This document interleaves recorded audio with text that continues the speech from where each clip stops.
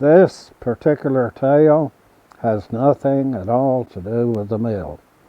However, it is part of history. And so, see this great big old sycamore tree over here by what used to be the roadside to Bakersville?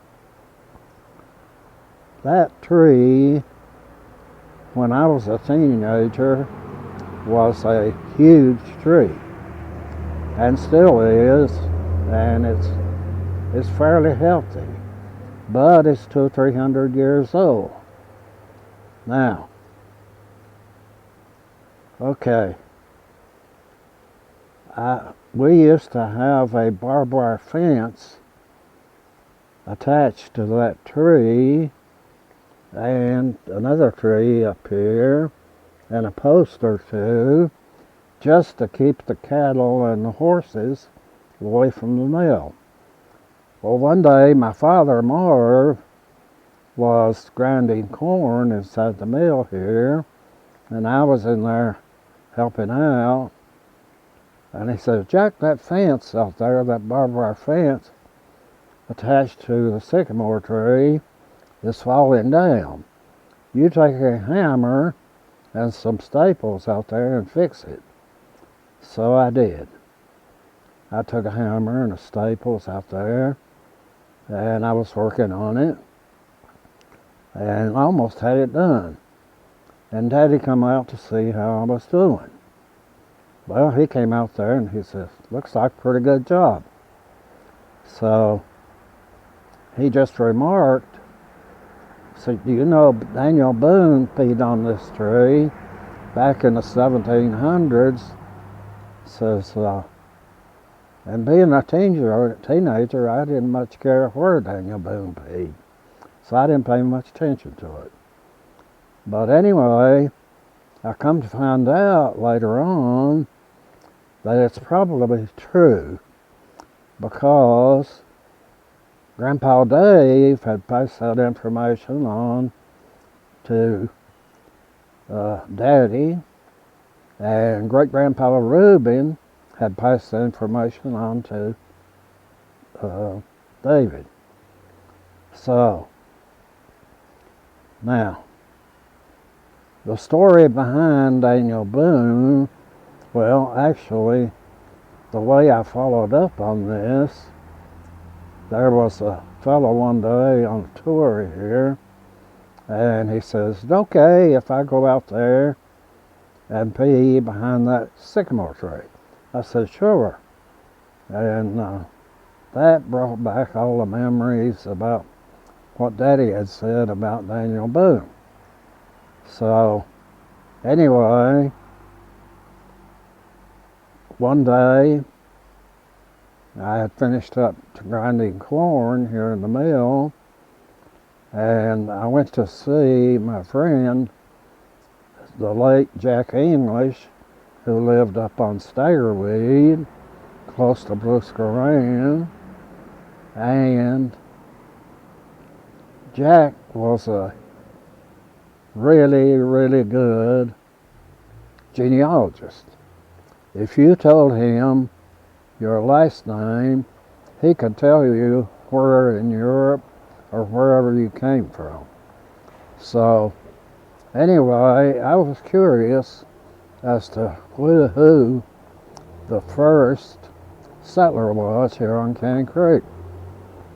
So I asked Jack. Jack said right off the top of his head, he says, "Aaron Burleson." Well, he said, "Do you know who brought Aaron Burleson up here?" I said, "No." And he says, "Daniel Boone." Says Daniel Boone was a pretty smart man. On his way to Kentucky back in the 1700s, he liked to talk people down in flat country around Rutherfordton, where he was born and raised, and he liked to talked people down there into building farmhouses up here in the mountains. He told them what good fishing, hunting, and what good land it was. And what he was talking them into was putting a farmhouse where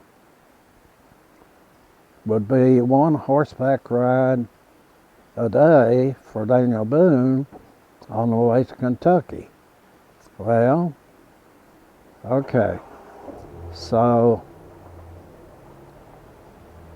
Daniel Boone managed to talk people into getting land up here in the mountains. I don't know if they had to pay for it or if you could just squat on it and it became yours. But anyway, he talked several families into moving up here, and so every night on his way to Kentucky, every day, he would ride between one farmhouse to another one, and he always had a hot meal waiting on him, and also a feather bed to sleep on. So, anyway, let's get back to Aaron Burleson. Aaron had bought or squatted on 600 acres of land up on Staggerweed, some of the prettiest land around. Flat, very fertile, and really good land. And he bought it sight unseen. So a couple of years later, he got curious about what his land looked like. Well, he and Daniel Boone came through Bakersville, and it's 4 miles down the road here. And after walking 4 miles, yes, you probably had to pee. So even then, that was maybe just a sapling. This was in the mid-1700s. So anyway, we think that story is probably true, and there's nobody around to dispute it. Well, they went up there and looked at Aaron's land. Aaron was very pleased, so he moved his entire family, including 14 children up here, and he was the first settler on Cane Creek. Well, one time Daniel Boone was on his way to Kentucky, and he stopped off to spend the night with Aaron and his wife and family. And Daniel Boone told Aaron, says, Aaron, I hear tell there are great big herds of elk and buffalo and all kinds of good-sized animals over in East Tennessee.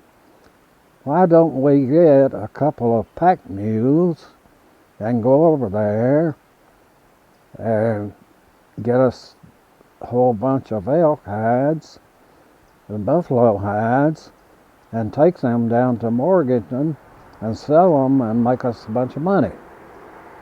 Well, Morganton at that time was county seat for everything, and including Tennessee. Well, Daniel Boone and Aaron went over to Tennessee, and what they didn't expect was Indians over there, Cherokee, were on the warpath. So Aaron got killed over there, and nobody knows to this day whether he was buried. Probably not. He was most certainly scalped, but Daniel Boone, as usual, got away and came on back and made his way to Kentucky. And that's my story about that sycamore tree.